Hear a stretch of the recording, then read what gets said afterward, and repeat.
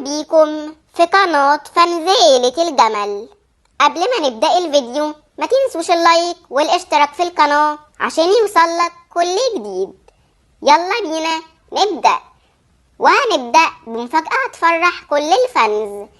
والحقيقة مستر أحمد شاركنا في فيديو شورت على قناة ندى وأحمد، وكان مستر أحمد بيعمل تحدي مع العيلة وهو تحدي الأسئلة، وكان مستر أحمد بيسأل كل واحد عن عملة البلاد، واللي هيجاوب غلط هينط في حمام السباحة. مستر أحمد ممكن يكون عمل تحدي مع العيلة ونزل لنا جزء منه، وممكن يكون في تحدي مع العيلة هينزل قريب جدا. ودلوقتي هنعرف حقيقة مفاجأة مستر أحمد.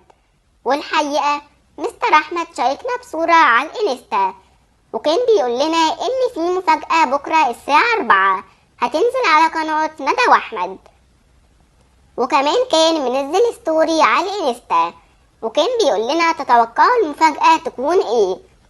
ومعظم الفانز توقعوا تكون المفاجأة كليب بمناسبة عيد الأضحى المبارك.